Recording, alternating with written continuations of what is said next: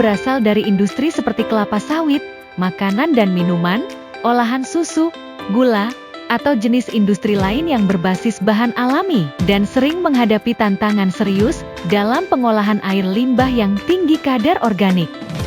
Sebelum membahas lebih dalam, ayo kenali seperti apa itu air limbah tinggi organik. Air limbah industri tinggi organik umumnya memiliki karakteristik seperti COD lebih dari 5.000 mg per liter, bahkan bisa mencapai lebih dari 50.000 mg per liter, BOD dan COD rasio tinggi, menandakan potensi biodegradabilitas besar, kandungan lemak, protein, karbohidrat, atau pati yang dominan, debit dan beban organik fluktuatif mengikuti jam produksi, serta potensi bau dan pembentukan lumpur berlebih jika tidak ditangani dengan tepat.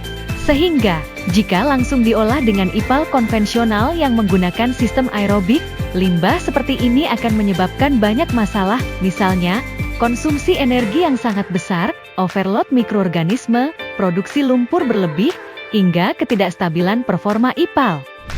Untuk mengatasi masalah tersebut, Anda perlu mengubah strategi pengolahan air limbah ke sistem anaerobik yang terkini. Lalu seperti apa sistem anaerobik itu?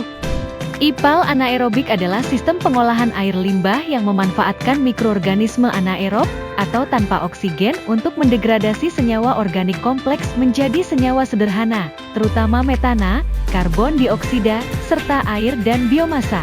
Berbeda dengan sistem aerobik, proses anaerobik tidak membutuhkan aerasi, sehingga IPAL dapat jauh lebih hemat energi. Keunggulan IPAL anaerobik bagi industri tentu akan sangat besar, seperti: pertama, efektif menangani COD dan BOD tinggi. IPAL anaerobik sangat ideal untuk beban organik ekstrem yang sulit ditangani sistem aerobik.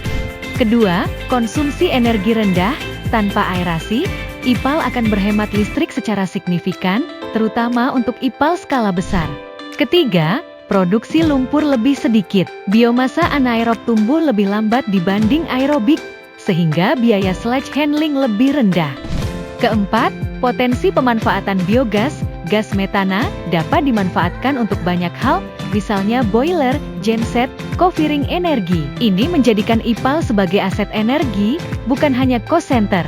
Kelima, sesuai untuk pretreatment IPAL terintegrasi, IPAL anaerobik sering digunakan sebagai tahap awal, sebelum dilanjutkan dengan IPAL aerobik, membran bioreaktor, klarifikasi lanjutan, tertiary treatment, hingga water recycling. Bukan hanya soal teknis dan kualitas air yang dihasilkan, ternyata memiliki IPAL anaerobik dapat mendongkrak nilai perusahaan dalam segi ESG, efisiensi energi, dan regulasi lingkungan yang semakin ketat, di mana IPAL anaerobik menawarkan nilai tambah nyata, seperti penurunan emisi karbon dari konsumsi listrik, sirkular ekonomi melalui pemanfaatan biogas, kepatuhan regulasi tanpa lonjakan OPEX, dan meningkatkan citra sustainability perusahaan. Bagi industri dengan air limbah tinggi organik, IPAL anaerobik bukan lagi opsi alternatif, melainkan fondasi utama sistem pengolahan limbah modern. Dan tahukah kalian, GreenViro sudah banyak mengakomodir berbagai macam perusahaan dari banyak jenis industri dalam pengadaan instalasi pengolahan air limbah dengan sistem anaerobik. Misalnya, industri pengolahan kelapa sawit, industri gula, industri susu olahan, industri minuman, industri makanan manis, industri pengolahan biji kakao, industri rokok, dan banyak lagi yang dalam proses pembangunan.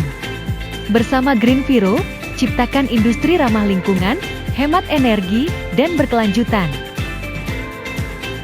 Jika video ini bermanfaat, jangan lupa like, share, dan subscribe. Berikan komentar bila Anda memiliki pertanyaan atau pengalaman soal IPAL. Sampai jumpa di video berikutnya.